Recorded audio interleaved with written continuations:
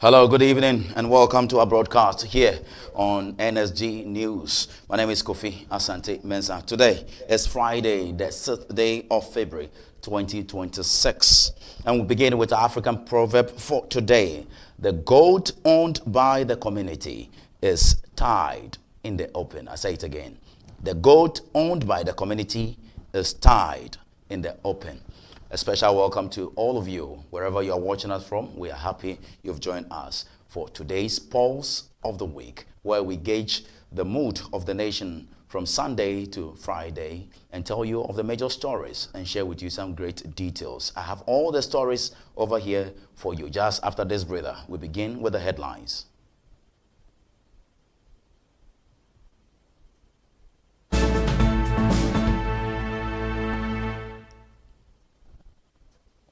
A pleasure to have you. This is Pulse of the Week with your man, Kofi Asante Mensah. Today, Friday, the 6th day of February 2026. And from our luxurious studios here in Adenta, Amahia, in Ghana's Republic, Accra, this is Pulse of the Week. In the headlines, Hajia Amina Adams leads NDC Ayawaso East primary race. According to Global Info Analytics, we'll be doing more analysis for you this evening. In other stories, cocoa sector crisis. Cocoa board CEO blames pricing legacy debt for stranded beans. We have details also for you here this evening. Some 3 days of state visit between Ghana and Zambia. President John Dramani Mahama ends a 3-day state visit to Zambia. I have all the great details here to share for you here on Pulse of the Week. A pleasure you have joined me. Thank you very much. And with the able team, we are here to serve you the best of information, education, a piece of entertainment this evening. And we'll begin the stories pretty shortly. Please stay. Hi there. What number is this? 3, right? All right. It's time for NSG News. Welcome. My name is Kofi Asante Mensah. And here at NSG News, you'll get serious documentary to watch, news, reviews, views, and what have you. Because we have Pulse of the Week and also exclusive on the hot seat. On NSG News, we say news with integrity. Oh, it's a pleasure to have you. Thank you very much. And let's settle down for the details this evening. A new poll by Global Info Analytics has placed Hajia Amina Adams as the clear front runner in the upcoming National Democratic Congress NDC parliamentary primary in the Ayawaso East constituency, giving her a commanding lead over her closest rivals. Hajia Amina Adams is the widow of the late Ayawaso East MP, Mahama Nasser Toure. According to the data released ahead of the primaries, Hajia Amina Adams commands 58% of voter preference among delegates and party supporters surveyed, positioning her as the favorite to clinch the party's ticket in the traditionally competitive constituency. The survey results presented by Executive Director of Global Info Analytics, Musa Dankwa, on Thursday, February 5, show a wide margin between Hajia Amina Adams and the rest of the field. The figures suggest a largely two-horse race with Hajia Amina Adams and Ghana's High Commissioner to Nigeria, Baba Jamal, accounting for a combined 90% of stated voter preference. Political analysts say Hajia Amina Mahama or Adams' strong showing points to broad grassroots appeal, effective constituency engagement, sympathy votes, and growing confidence among party faithfuls in her ability to reclaim or retain the seat for the NDC in the 2024 general elections. Her 26-point lead over Baba Jamal is seen as significant, particularly as at this late stage of the primary season, although observers caution that last-minute shifts and turnout dynamics could still influence the final outcome. And you can see the polls strictly on from the Global Info Analytics on your screen right now. Hajia is around 58%. Baba Jamal is there around 30-something%, and the rest are also following. And that is the primaries, I must say, is happening tomorrow for that crucial Ayawaso East primaries. Now let's move on to some cocoa-related stories, because today the chief executive for the Cocoa Board, Dr. I'll get his name for you. He has been battling and answering to the minority's call. You remember within this week, the minority in Parliament they have come out greatly responding to the debt or arrears Cocoa Board is owing some cocoa farmers. And today, the Cocoa Board CEO came up strongly to defend that very bid. And the Chief Executive Officer of the Ghana Cocoa Board, Mr. Randy Abbey, has acknowledged major disruptions in cocoa market, confirming that tens of thousands of cocoa beans are stranded with farmers due to uncompetitive pricing. Addressing a press conference at Cocoa House in Accra on Friday, 6th February 2026, Mr. Abbey painted a bleak picture of the current cocoa season, marked by farmer distress, legacy debts, and a strained funding model. This is what he said. Service most of the rollovers, if not all. And so we had been preparing for a new funding model for 26-27. Unfortunately, the prices have come crashing. And so what is happening is that our cocoa at the current price is too expensive for the buyers. And it is the buyers who are financing the crop under this model. So you are selling your crop at 6,400 to them. And the crop is currently being traded for $4,000 or below $4,000. So why would they buy your crop? Because we pay the farmer $5,040. That's the farmer share, $5,040. And if you check, and I'm sure all of you do that on a daily basis, the crop is currently at $4,000. So how do you buy a crop? How do you, as a buyer, buy a crop at, let's say, $6,000 when the crop is actually trading at $4,000 or below?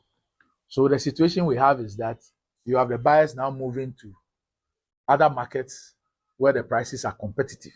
And that is why you would hear issues of, we have beans they are not buying, or we give them the beans and we have not been paid. Because now the LBCs who have even taken some of the beans do not have off-takers. Because the LBCs, when they take the beans has to be taken up by buyers who are financing the crop. Now these buyers now consider your bean too expensive at this point. So that's Dr. Randy Abbey over there, the Chief Executive Officer for Cocoa Board. And now the Licensed Cocoa Buyers Association of Ghana, LICOBAG, has raised serious concerns over the worsening financial plight of the cocoa sector. The group said ongoing funding failures at the Ghana Cocoa Board is a worry for them, having pushed licensed buying companies, LBCs, to the brink of collapse and threatened the stability of the country's cocoa industry. Problems affecting the cocoa industry now are the following. 1. Funding. 2. Cocoa Board CMC traders sales strategy. 3. Lack of commitment to revamping the industry. 4. Excessive political interference. Since 2013, Cocoa Board has become a dumping ground for political food soldiers. The one very professional organization with top-notch technocrats with deep institutional memory has lost its shine due to the depth of knowledge available. Hitherto, only the chief executive is politically exposed, and with time, the 3 deputy chief executives were also political appointees. It is sad to know that there is. So that's the press conference the Licensed Cocoa Buyers Association held this week.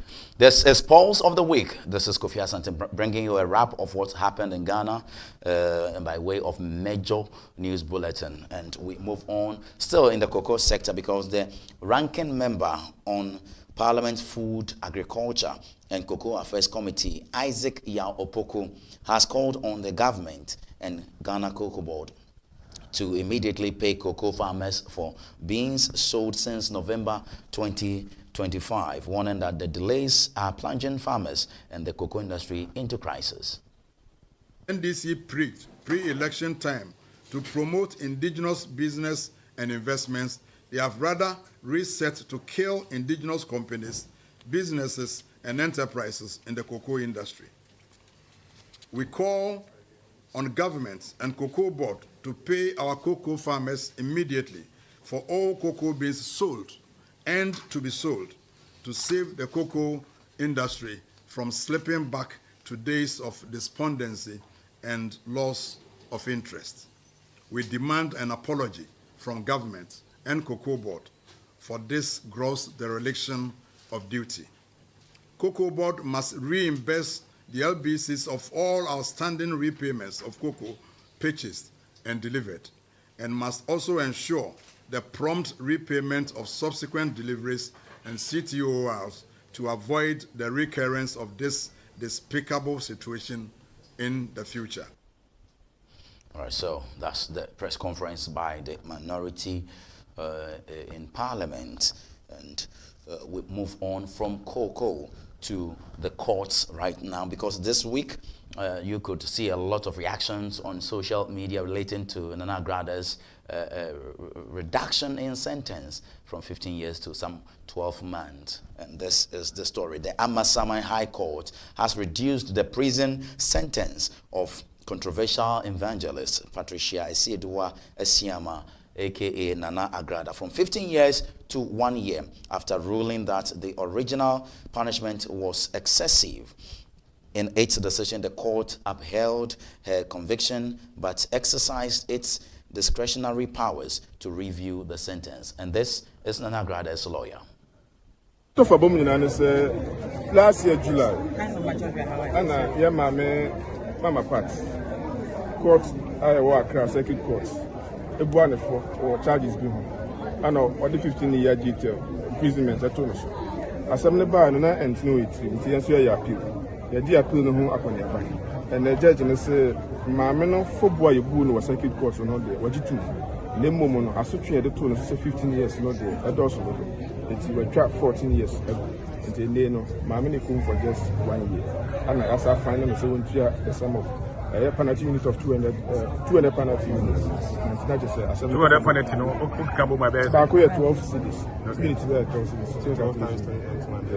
And if it's bra, one more second course sentence, I don't more chassis. Yes, chassis, not just the word Trabun. What you know, June, better, and your sentence. Nana Agraada, let's leave the courtroom and get to the August House of Ghana, Parliament of the Republic of Ghana, because I must say the fourth sitting of the first meeting of the second session of the 9th Parliament was today. It's been today, and I'm not sure they've closed by now. The third sitting was yesterday, and they resumed quite on Tuesday or Wednesday thereabouts. But one thing that has been discussed in Parliament has to do with the inflation. The New Patriotic Party sticker is indicating that it's as a result of the Eastward New Patriotic Party performance. That's why we have a single decade of inflation. Watch how he puts it.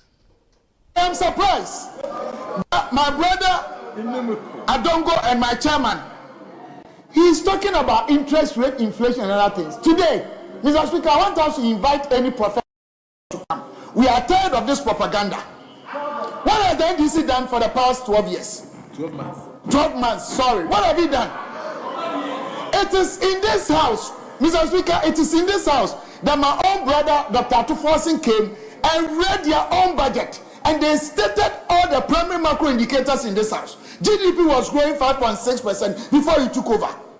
Inflation had been reduced from 54.1 to 22.9 before he took over. Primary reserve, everything.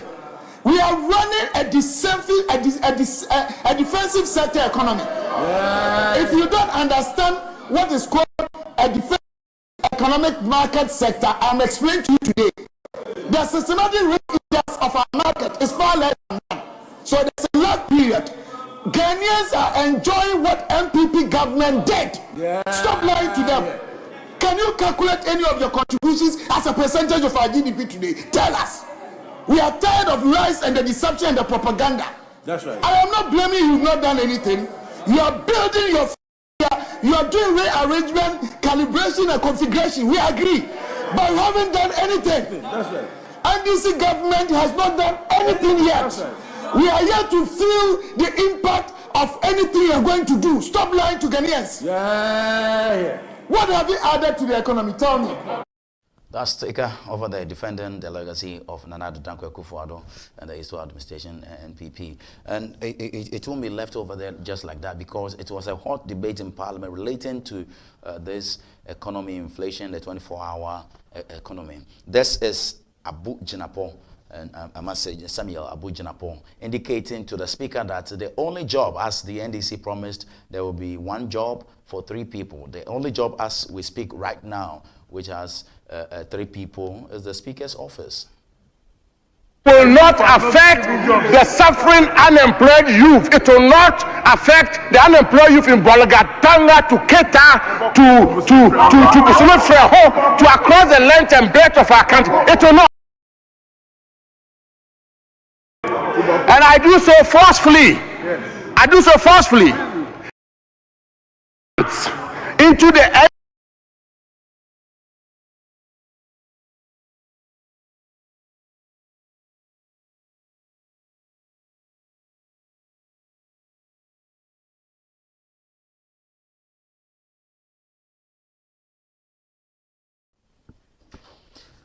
I really wanted to listen to that, but the video, the insert is kind of bad. But let's move on right now. Still in Parliament this evening, Kwadwo Oppong Nkrumah, the Ofoase Ayerebi, a member of Parliament, is indicating to the ruling National Democratic Congress that their 24-hour economy is totally useless, for want of a better expression. He says that politely, that the authority they want to create, the 24-hour authority, is useless.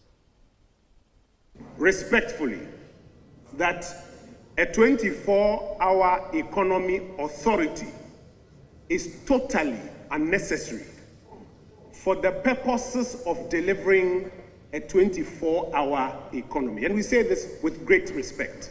We don't mean this in a disrespectful way. Mr. Speaker, 6 of the biggest cities that operate 24-hour economies: New York, Tokyo, London, Bangkok, Dubai, Berlin, none of them started off with a 24-hour economy authority.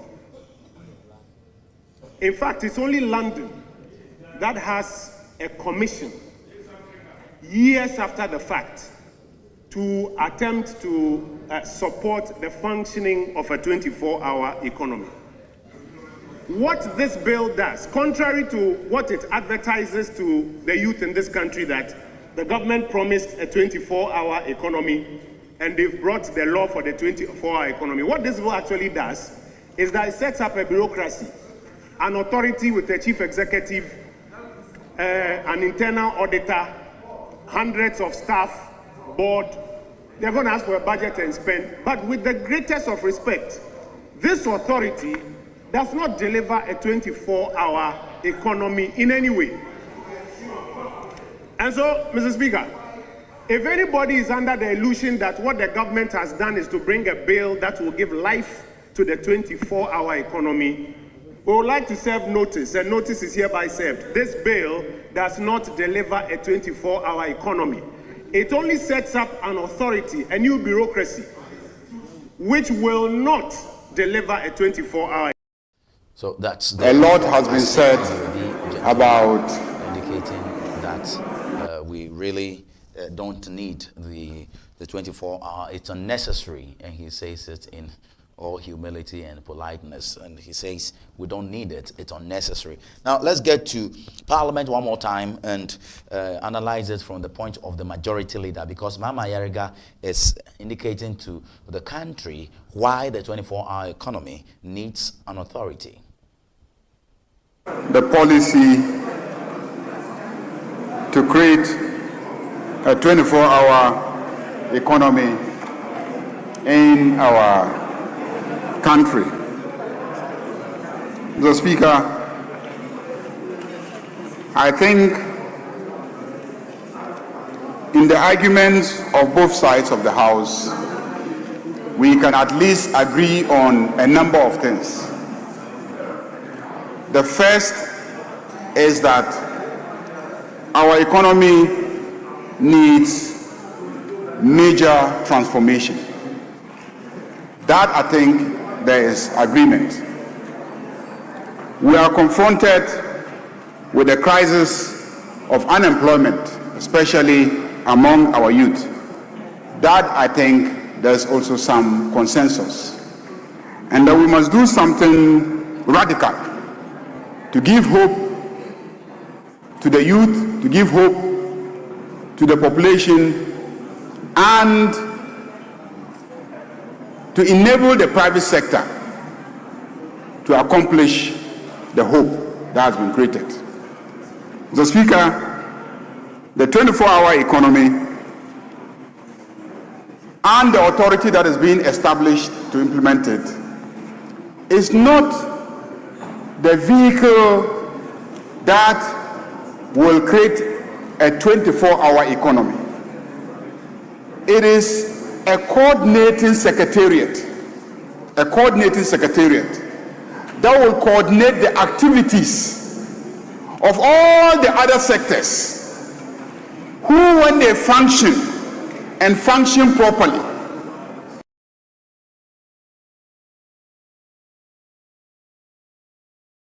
would deliver a very productive sector and will deliver employment. That is the whole idea. That is why it says that the whole 24-hour economy is founded on 3 pillars. One is production systems development transformation. Production systems development transformation. Let's take just this one pillar and try to understand what it means when you say production systems development transformation. Let's take the agricultural sector. Right, so that is Honorable Mama Ayariga over there, the majority leader, leading us for a quick breather. Let's go for a quick break. When we come back, there's more for you. This is Riala leading us into break.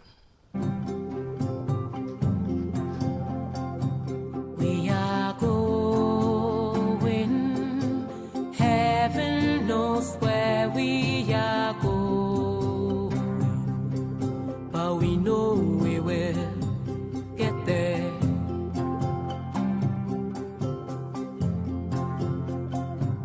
We are going, heaven knows where we are going, but we know we will get there.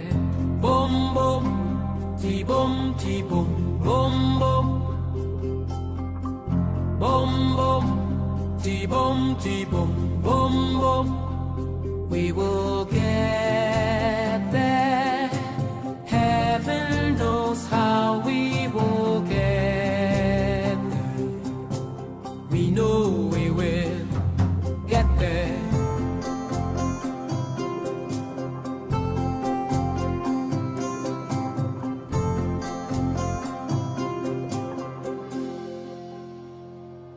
We are going, heaven knows where.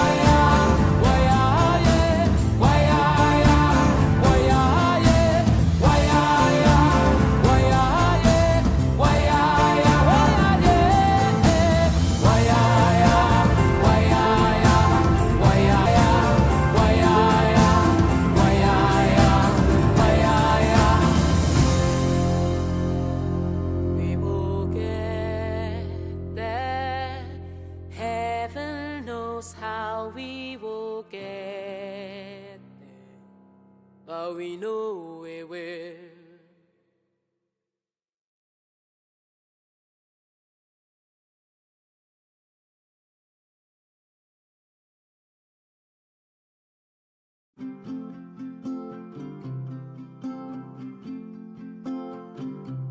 We are going, heaven knows where we are going, but we know going, heaven knows where we are going, but we know we will get there.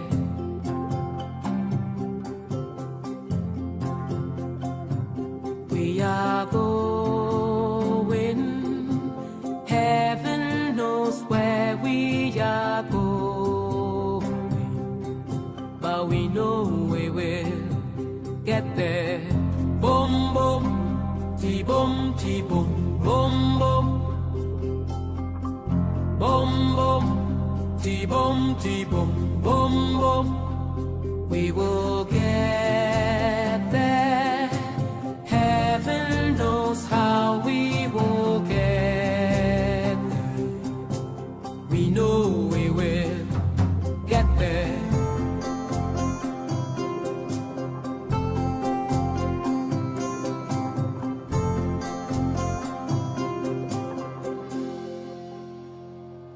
We are going, heaven knows where we are going, but we know we will get there.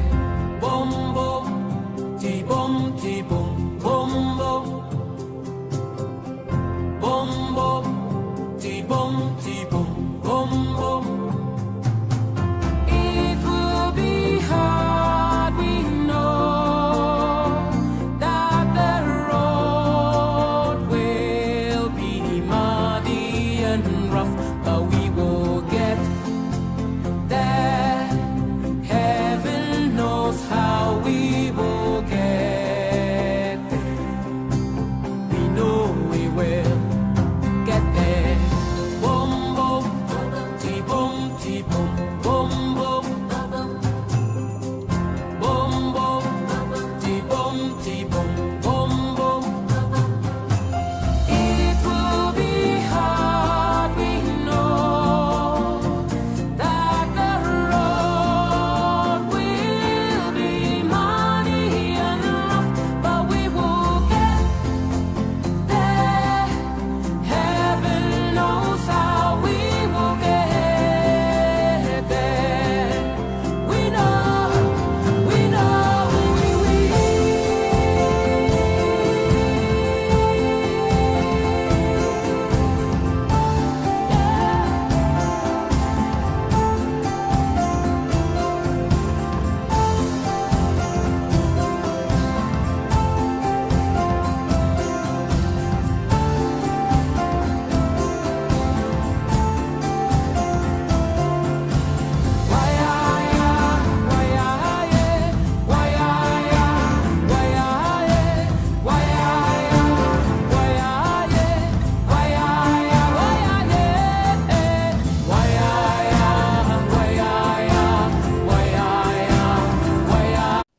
That's a very big thank you to Oyala over there giving us Wayaya, the remix version. Oyala, thank you very much. And we move on to some more stories. Before we leave Parliament, we are indicating to you right now that we are learning that the 24-hour Economy Authority has been approved, or it's been passed. The bill has been passed. And Mama Yariga has led a press conference moments ago. When we are able, we'll bring you that insert. But let's move on to some inflation figures. This is the government statistician announcing the new inflation figures. Very clear story. Inflation has fallen sharply and consistently over the year. Price pressures are easing across most components of the CPI. While challenges remain, particularly in some regions and food categories, the overall trend is positive. This creates space for planning, confidence, and recovery. In summary, in terms of numbers, we are talking about January 2026 recording an inflation rate of 3.8%. Food inflation at 3.9%. Non-food inflation at 3.9% as well. Goods inflation at 3.6%. Services inflation at 4%. Inflation for locally produced items at 4.5%. And then we have regional differences, which shows that Northeast recorded the highest inflation at 11.2%, and Savannah recorded the lowest at negative 2.6%. We have 20 cities, 20, 25, 30, 40. There's a unkiteska, untimen tope. Uka almost say any season, almost see a beba, and so a mother. Obiaba or see any yenso penny boarding. In Tama is here, the Omunkiteska, Omuntimen tope, you say scaffold on quantity, and so parents with you. In Kenya, dear baby, I say any boat to be a cost rosa, must be about from no beer to me, Toby. No beer to me, Toby, no D. Because he say a healthy food, but you see, a pair unkiteska untimento. Madame Ginger, and they're better. Say, bedroom to Ginger 10 city. Ube young quite to be with you, way she Ginger 50 cities. I don't go cry, saying. They say I don't go 2 city first, me and 5 baby. All right, so you heard over there Dr. Al-Hassan Idrisu, the Acton Government Statistician, and some few market women over there indicating that the prices, they say inflation is coming down, but unfortunately it is not really affecting the goods on the markets. And we understand Ghana has reached a major economic turning point. Its year-on-year inflation for January 2026 dropped to 3.8%, and it's a substantial decline from the 5.4% recorded in December 2025. The new rate is also the 5th consecutive monthly decrease and represents the lowest inflation rate since the price rebasing exercise in 2021. Let's leave that and get to some corruption and corruption-related stories, because this very week, the Vice President, as usual, she has been moving around to ministries and departments and agencies to exact from them what they are actually doing over there. And she visited the Attorney General's office, and the Attorney General made some few pronouncements, and this is the story. The Attorney General and Minister for Justice, Dr. Dominic Ayeni, has denied claims that his office has entered into plea bargain agreement in cases being investigated under the Operation Recover All Loots ORA anti-corruption drive. The clarification follows public insinuations that the government is failing to fulfill its promise to recover looted state funds. The critics allege that suspects involved in ORA-related cases are being offered deals behind the scenes. Speaking during a visit by Vice President Professor Jane Nana Opoku-Agyeman to the Attorney General's Department on Thursday, February 5, Dr. Ayeni said the claims are false and misleading. He stressed that all oral cases are being pursued without compromise. Some of the ways of dealing with the crimes of the day is the creation of special courts. Being raised about the fact that, or accusations being raised about the fact that we are cutting deals in the oral cases.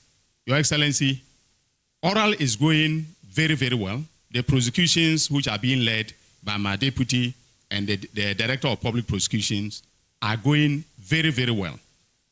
However, I want to put it on record, and the National Intelligence Bureau will bear me out. No docket has come here that has been compromised in any way. No deal, no plea arrangement has been entered into with anybody who has committed an offense that comes within the ambit of the oral briefs that we have received from the NIB and are prosecuting.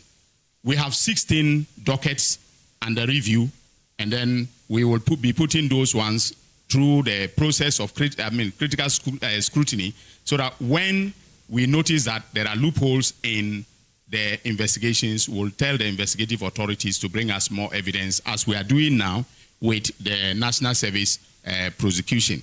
So I want to assure the Ghanaian public, using this platform, that we have not entered into any plea negotiations with anybody that committed an offense that comes within the remit of oral. That's Dr. Ayeneni over there, Dominic Ayeneni, the Attorney General and Minister for Justice. Let's do some related stories, because the Chief Justice of Ghana, Paul Bafo Boni, has paid a working visit to key prisons and immigration facilities, emphasizing the importance of collaboration among justice sector institutions to strengthen justice delivery. Some of the ways of dealing with the crimes of the day is the creation of special courts. Environmental degradation in Galamsey, it has become cross-border because of the people who get involved in it.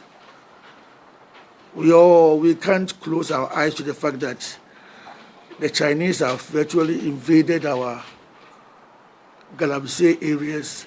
There are some places you go, and Galamsey, Chinese are selling accoutrements for Galamsey operators. They buy the gold and all that in these areas. The Chinese are not from Gozo. Chief Justice Paul Bafo Boni over there. Let's do some water-related stories, because the Ghana Water Company Limited, GWCL, they have started a crackdown on illegal water supplies in the country. Ghana Water Company Limited is stepping up efforts to curb the rising incidence of water theft, which not only deprives it of the needed revenue, but also strains existing infrastructure and disrupts fair and sustainable service delivery.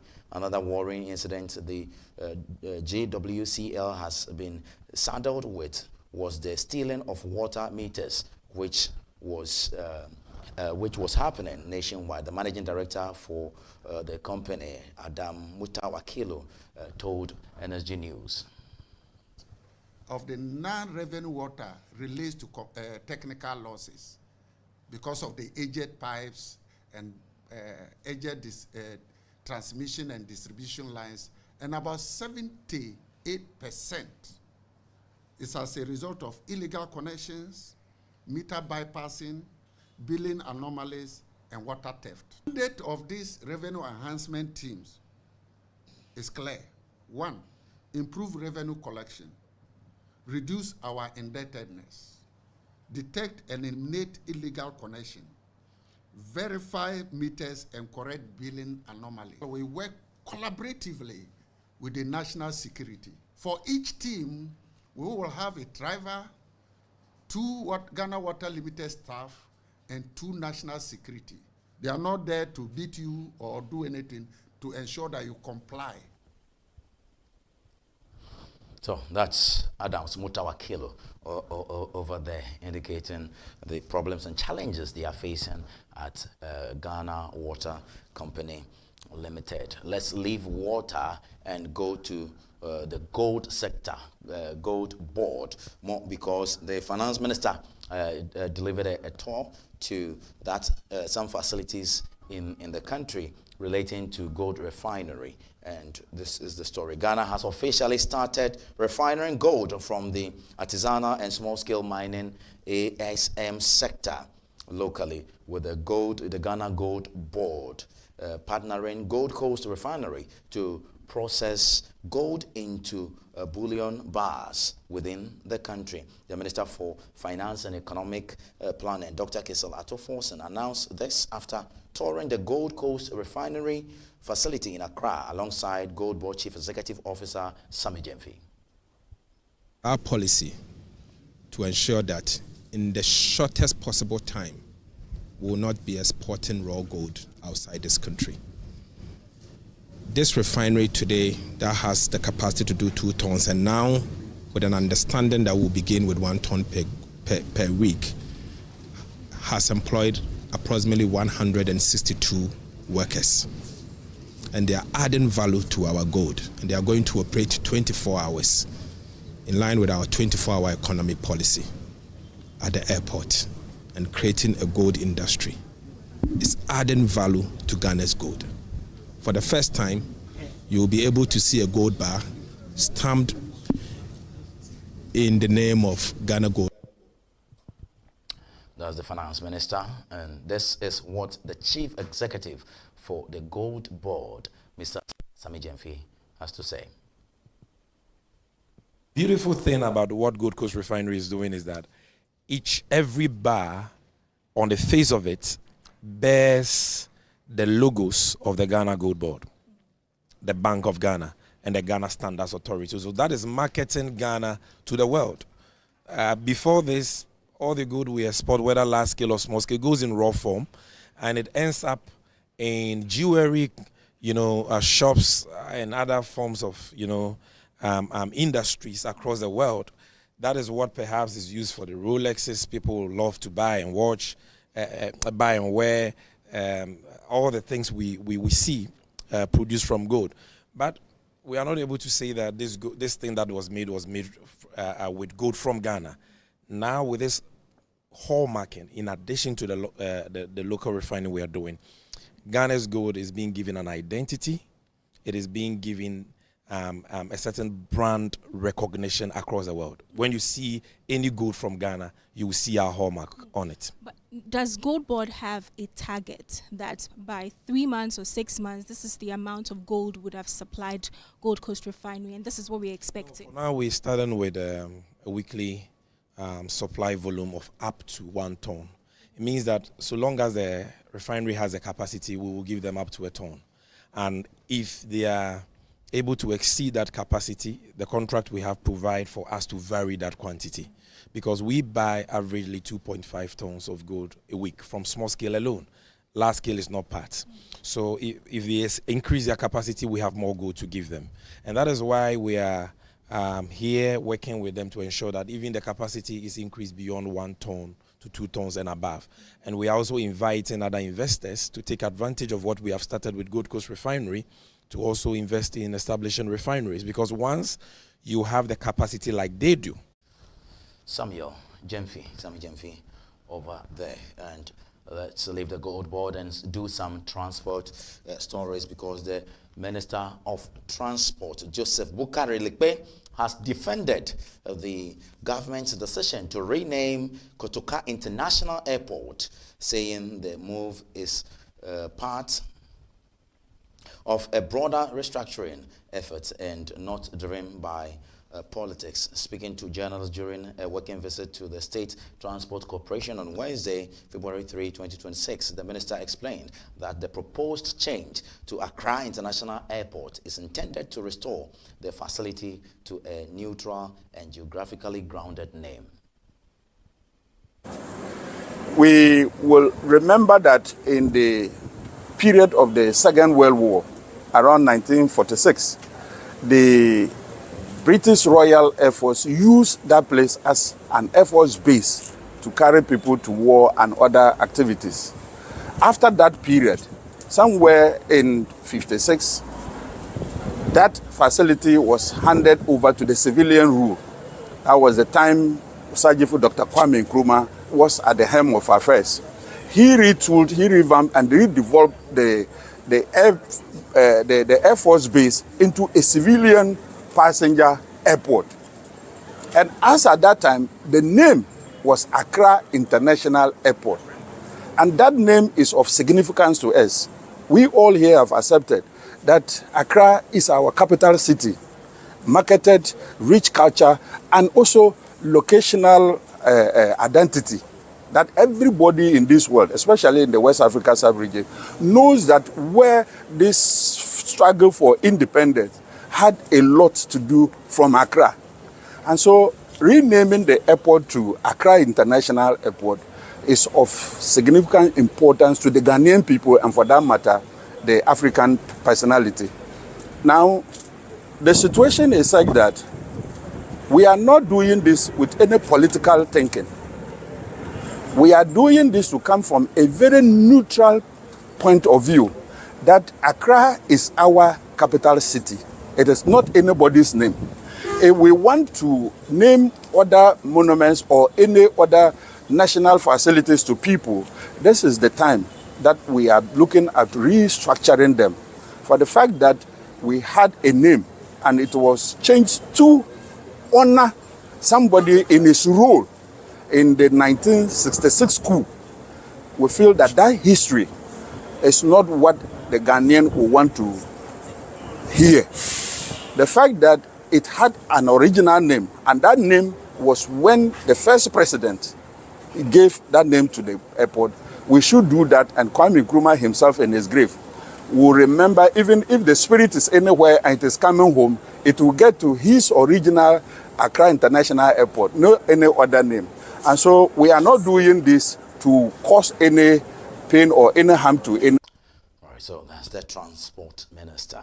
Let's move to Parliament, because there was some ranging debates between J.B. Dankwa and Dr. Kwame Nkrumah in the wake of all of this. But the minority chief whip, and his name is Frank Anna-Domprey, has urged the Minister of Finance, Dr. Kisa Ato-Forson, to brief Parliament on the escalating cost of living in the country. That's what we're picking for you right now. But this is the debate that occasioned about some few moments back relating to J.B. Dankwa and Kwame Nkrumah, of which he says it is unnecessary.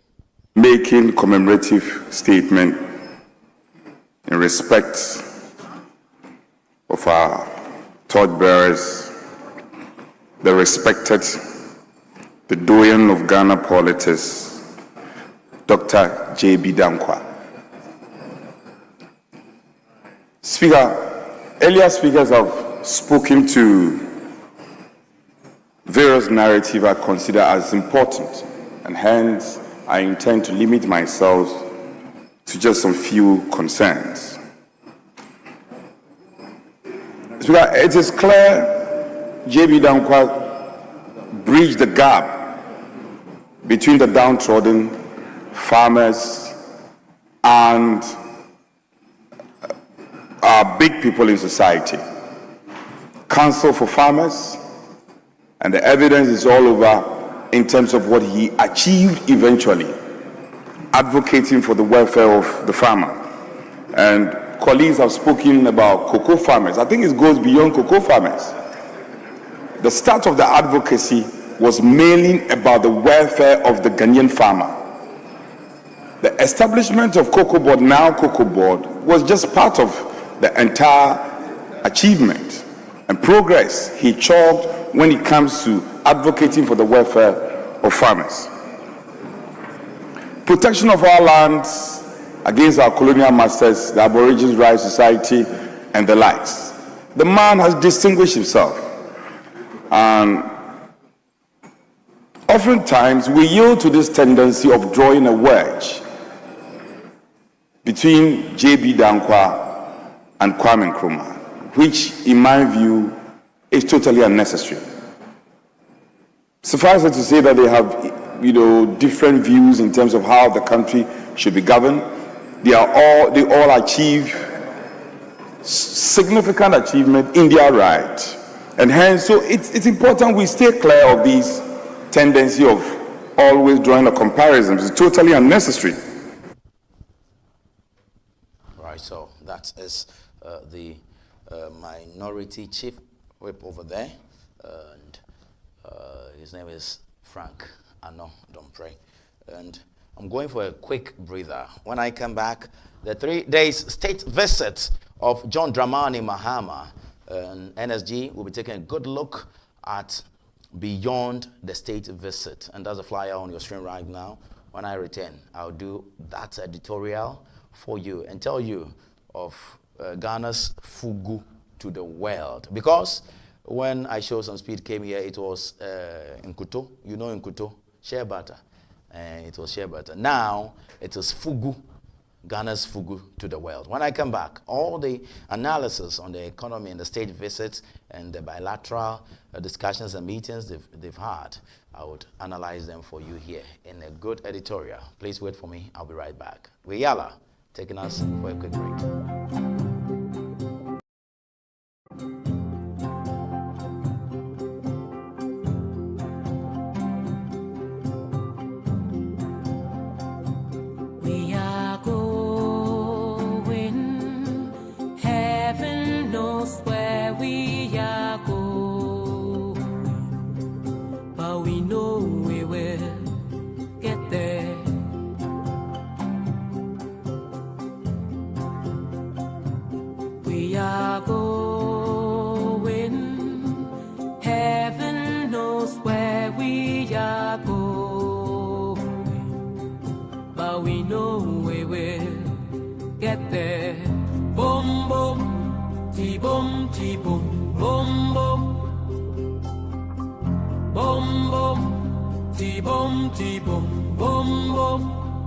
We will get there.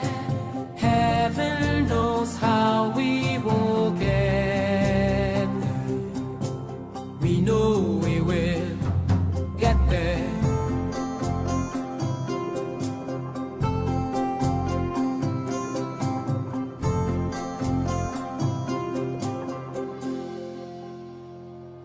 We are going. Heaven knows where.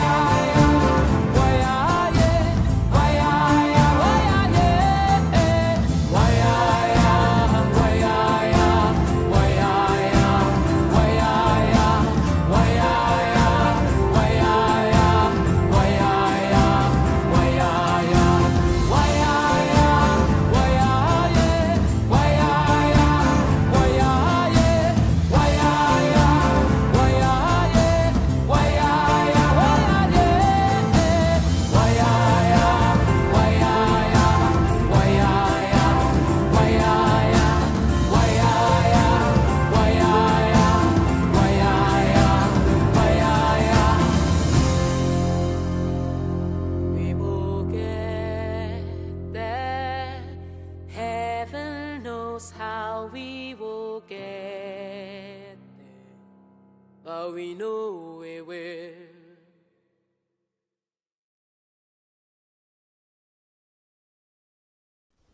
All right, that's the beautiful Uyala over there. Thank you very much. And this is our special editorial analyzing or focusing on the three-day state visit of President John Dramani Mahama in Zambia. And we have all the details here for you. So he has ended his 3 days state visit, and this is how President John Dramani Mahama was welcomed in Lukasa. And we have the pictures. Kofi will be showing them to you pretty shortly. So President John Dramani Mahama was basically welcomed big time. And he says this is his first official visit to Zambia. He says he has been in Zambia before, but they just held a meeting at the airport, and he didn't go to town. So this time around, he spends 3 days there. He's been taken around, and he's been doing quite a lot, including addressing the National Assembly of Zambia. So that is the pictures from Zambia, and that is the Zambian president welcoming John Dramani Mahama over there and working together with His Excellency John Dramani Mahama, President. That's a warm welcome over there.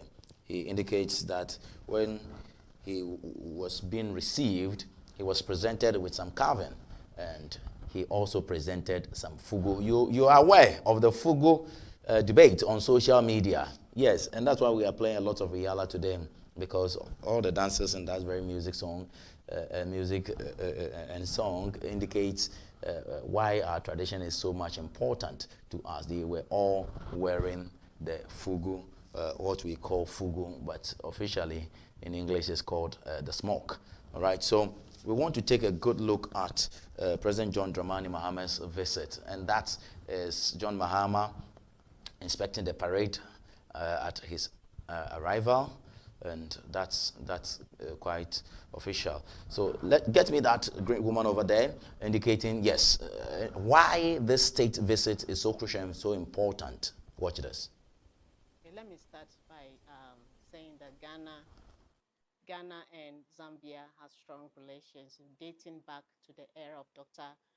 Kenneth Kaunda and Dr. Kwame Nkrumah, because these two were freedom fighters who saw to the total emancipation of Africa from colonialism.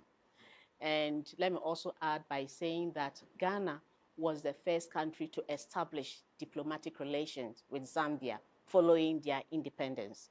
And so this visit goes a long way, going a long way to further strengthen the bond of relation between the two countries. Now, coming to the current state visit, it's going to, we are going to sign some MOUs in the area of bilateral air service agreements, in the area of visa waiver. Visa waiver is very important because the two countries have very little trade between them. And so it's going to improve movement of persons between the two countries. We are also going to sign MOU in the area of health, several MOU. So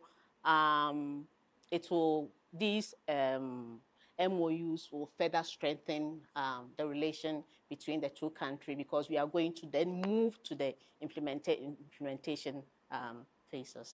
Right, so that's the essence of this very important state visit. 3 days, it took some 3 days, and he ends it today, February 6th, and he'll be in Ghana pretty shortly. But I want to take you to President John Dramani Mahama holding a bilateral conversation with his colleague in the Zambia. Then I'll take you to his address, where he addressed the National Assembly.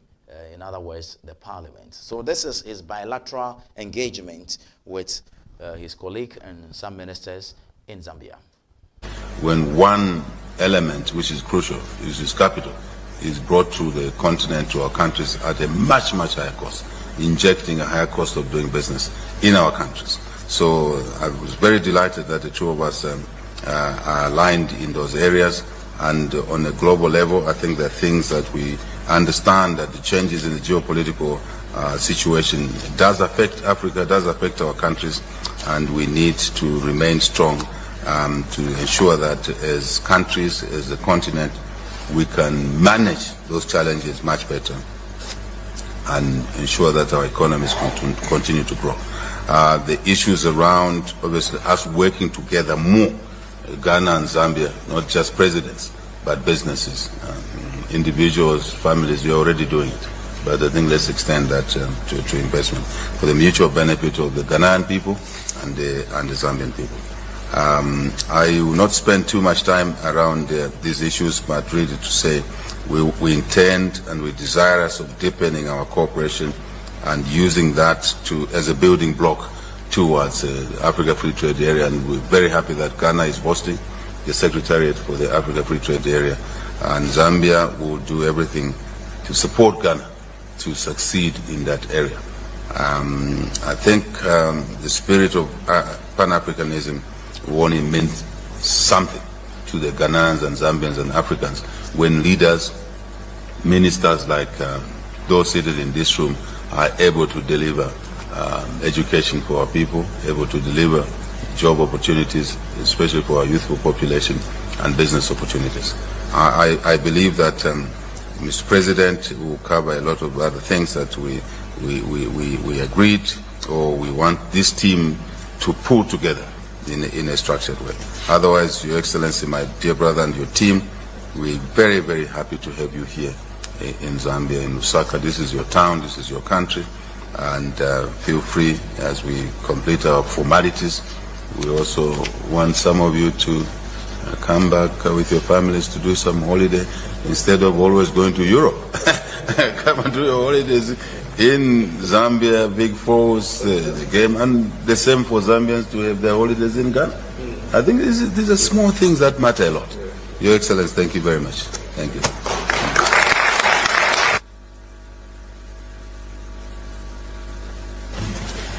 Thank you, Mr. President. It is now my distinct honor to invite His Excellency, Mr. John Dramani Mahama, President of the Republic of Ghana, to deliver his opening remarks. Sir, you have the floor. Yeah, thank you very much, my brother. And let me express my appreciation for the hospitality that has been extended to us since we arrived yesterday.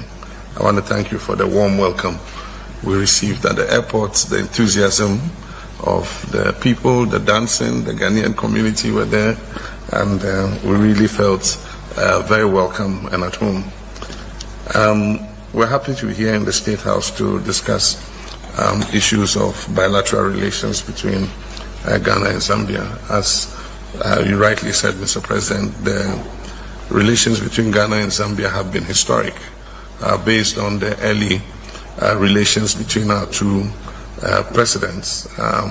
President Kaunda and President Nkrumah were friends and comrades in the African liberation struggle, and Ghana virtually became the headquarters for all the freedom fighters, especially after our president declared that the independence of Ghana was meaningless unless.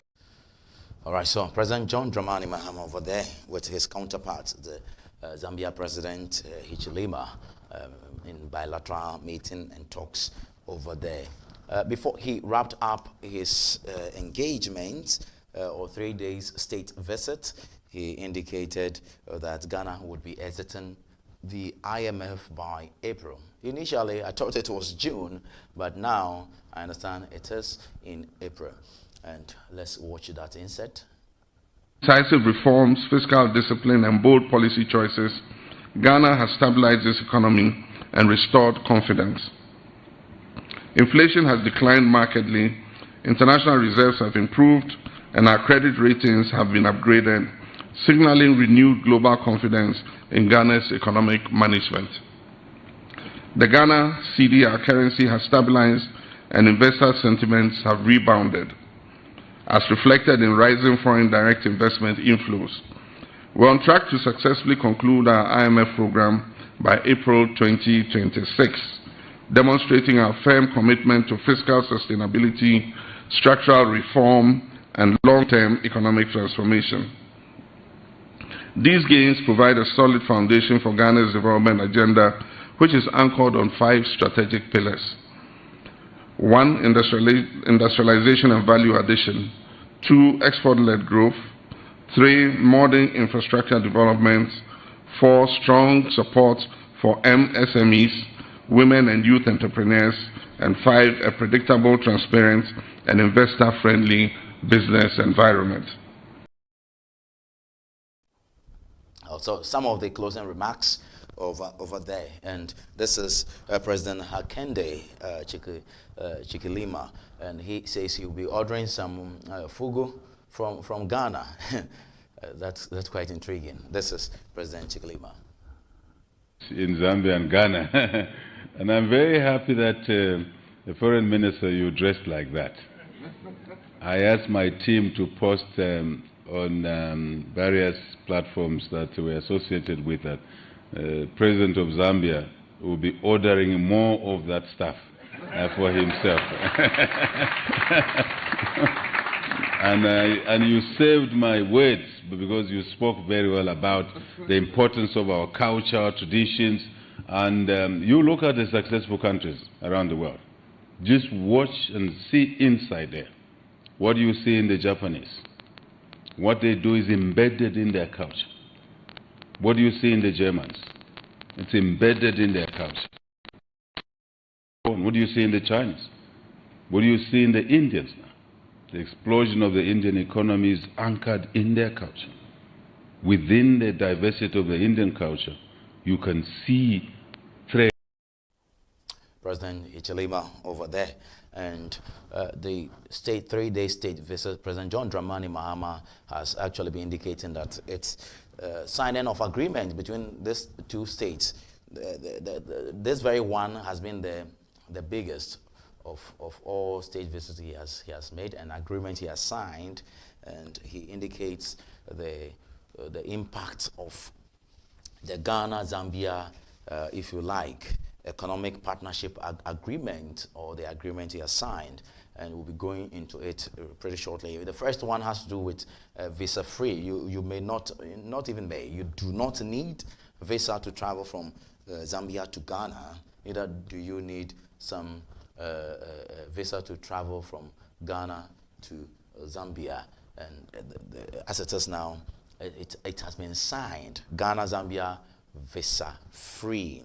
They also signed an agreement to assure some quality standards. Products from Ghana to Zambia would be of the same quality relating to Zambia standards and relating to Ghana standards. So we have the Ghana Standards Authority, and the Zambians they have their own. So the standards will be equal and will be quality, same standard. So standards agreement has also been signed, and he indicates also that there were some agreement in bilateral air services. Says Ghana want to have build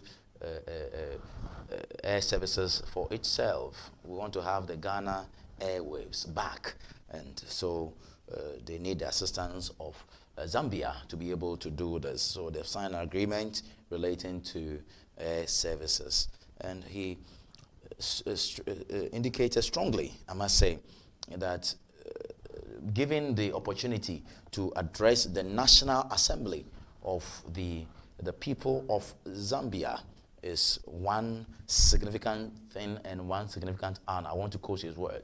One significant honor he can't forget about. It's not easy for the country to leave their parliament for you to address the people's representatives in their country. As part of this 3-day state visit, he had the opportunity to do that, and it's a significant honor to him.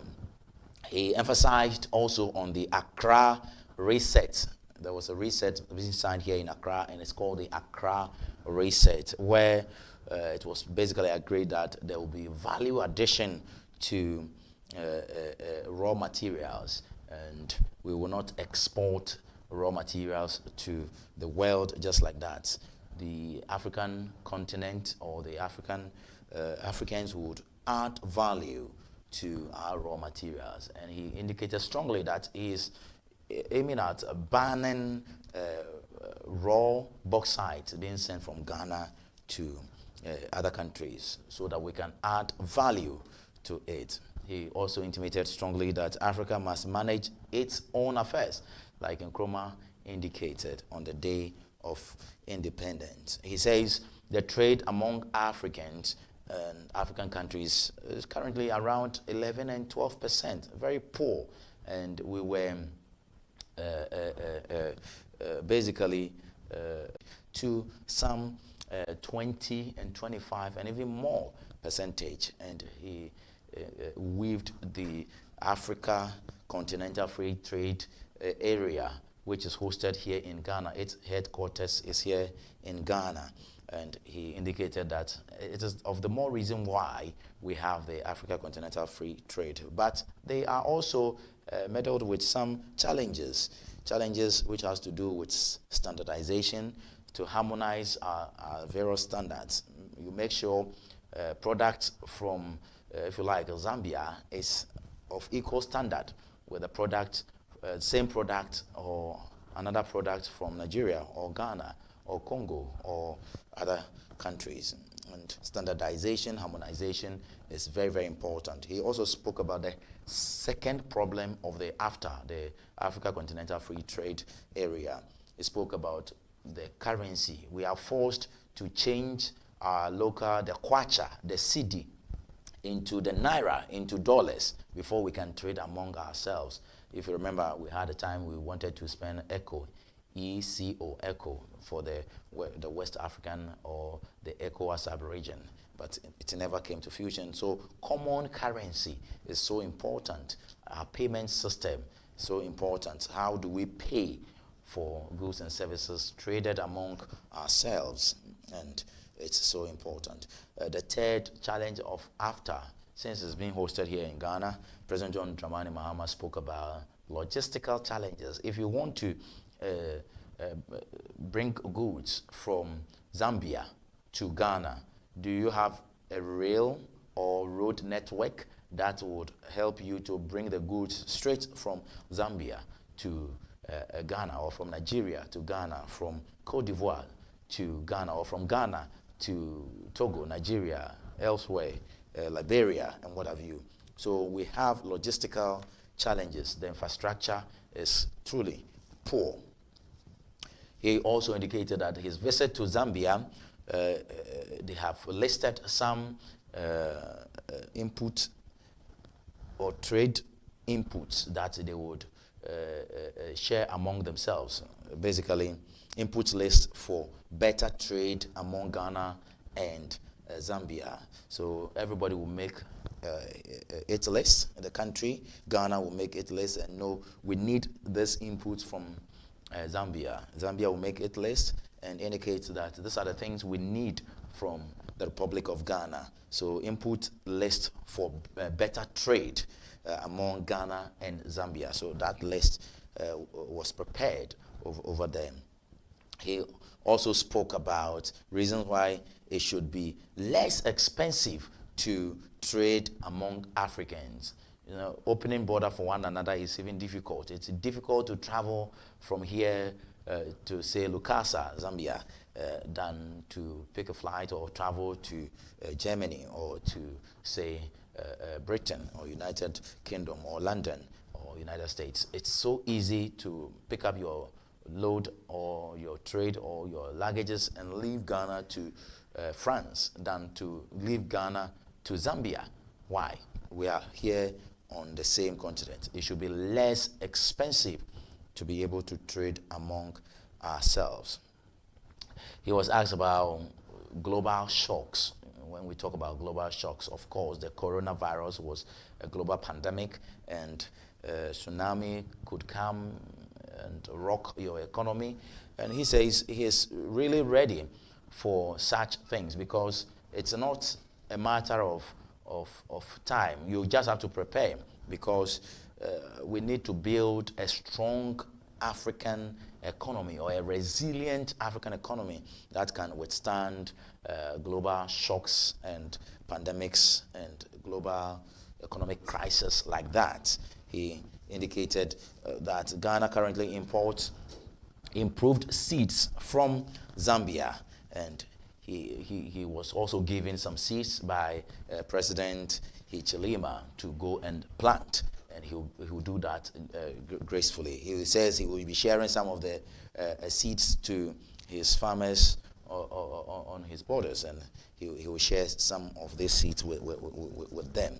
I must say, question about the smoke. He was questioned about the smoke, wearing of smoke, and he says he wore the smoke to the biggest platform, the United Assembly or the UN. He wore smoke to that place and made quite a resounding speech over there. He's quite surprised the Zambians didn't see it, and when he paid a courtesy or a state visit to them, and they are making fun of his smoke, saying, what blouse is he wearing? In fact, he indicated strongly that he gave smoke or fugu as a gift to President Hichilema, and also received a carven material he says he will put in his office from President Hichilema of Zambia. And this is how Joy News' Maswell Agbagba and the ZNBC presenter actually interrogated President John Dramani Mahama, even as he signed off for his 3 days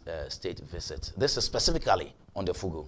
Compatriots, and then of course Zambians who are watching us right now will not be happy with me. You've triggered a new wave. It's a fugu revolution in Ghana right now. A lot of Ghanaians have posted pictures of themselves in smoke. Today at the Independence Square, renowned photographer Yao Pare is organizing a free photo shoot for all the people who in smoke who come to the Independence Square. One of my colleagues at Joy News, Hits FM, he launched a Wear Fugu Friday just yesterday and is receiving a lot of reviews. I want to find out from you. You have always been a supporter of Made in Ghana, and in fact, it was actually part of your campaign message, and you've made a conscious effort to always wear locally made clothes. What do you make of the new smoke wave that you've inspired? Okay, it's called the smoke in English, but in our language, some people call it fugu, some call it batakari.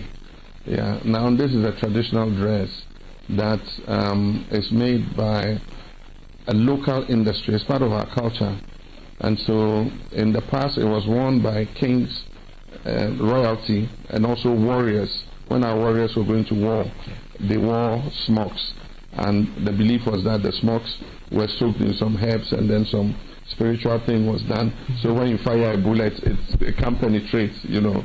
And so the smoke portrays a lot of things in our culture. And significantly, on the day Ghana, the first sub-Saharan African country to gain independence, on the day our independence was declared, the goat owned by the community is tied in the open.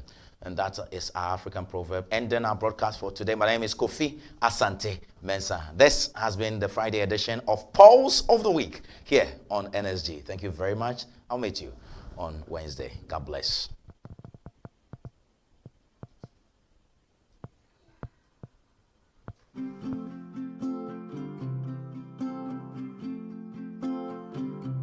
We are going, heaven knows where we are going, but we know we will get there.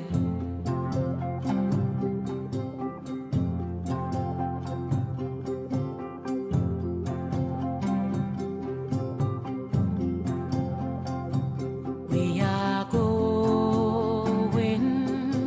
heaven knows where we are going, but we know we will get there.